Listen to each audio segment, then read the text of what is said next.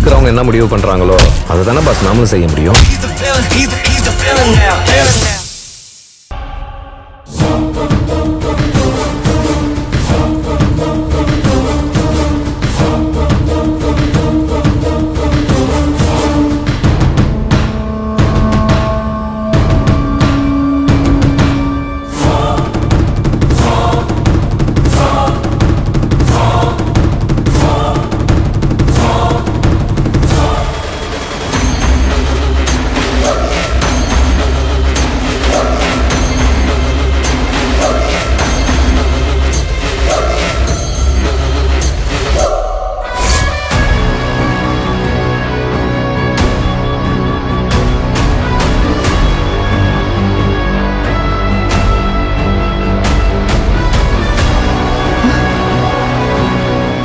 அண்ணி அண்ணி, சத்யா வந்துட்டா பாருங்க.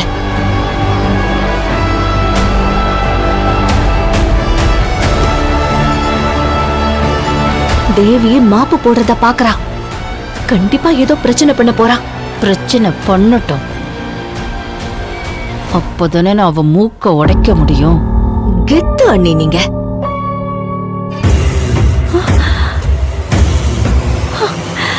என்ன பண்ற நீ?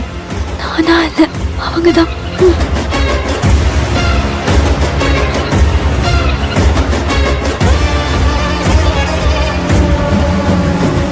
நேத்து இதுக்கு தானே பெரிய சண்டையே வந்துச்சு.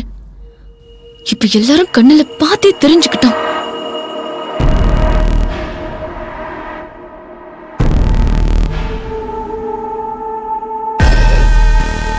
அம்மா, நாங்க ஆபீஸ் கிளம்புறோமா? சரிப்பா, நானும் அண்ணன் கூட போறேன். சரி, பத்திரமா போங்க. ரேஷ் டிரைவிங் கூடவே கூடாது அர்ஜுன். சரிம்மா.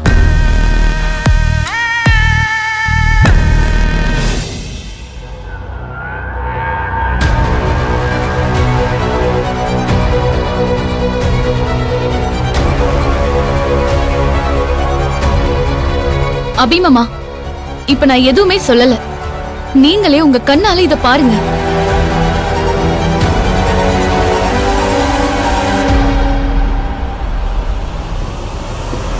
என்ன அபிமாமா, இன்னும் எல்லா வீட்டு வேலையும் கர்ப்பமா இருக்கிற தேவி அக்கா தான் செய்யணுமா? நான் ஏதாச்சும் சொன்னா உடனே உங்களுக்கு கோபம் வருது. ஏன் வைஃப் மேல உனக்கு என்ன அக்கறை? எங்களை நிம்மதியா வாழ விடுன்னு சொல்றீங்க.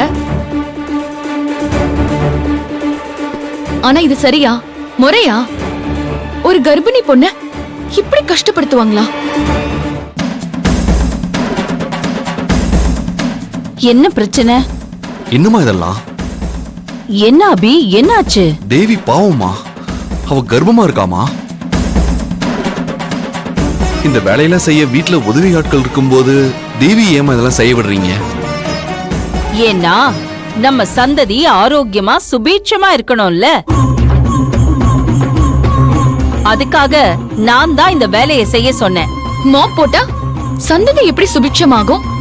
அதுக்கும் இதுக்கும் என்ன சம்பந்தம் இருக்கு? ஐயோ, மா என்னமா சொல்றீங்க? நீ போய் கைனகாலஜி டாக்டர் கிட்ட கேளு அபி, அவங்க சொல்லுவாங்க.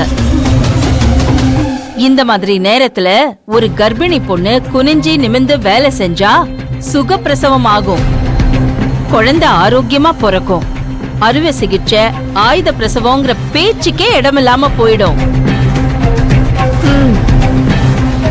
குழந்தை சம்பந்தமான எந்த அனுபவமும் இல்லாத சத்யா சொன்னதும் சட்டுன்னு நீ என்ன கேட்டுட்டல்ல.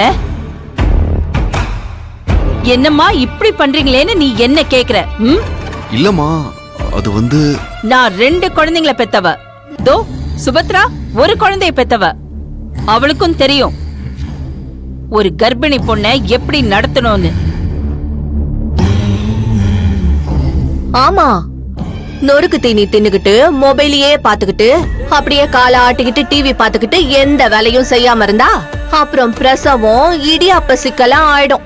இப்படி ஆடி ஓடி குனிஞ்சு நிமிந்து வீட்டு வேலை செஞ்சா குழந்தை ஆரோக்கியமா பிறக்கும். அதுக்குதான் அண்ணி தேவிக்கு ட்ரைனிங் கொடுத்துக்கிட்டு இருக்காங்க அபி.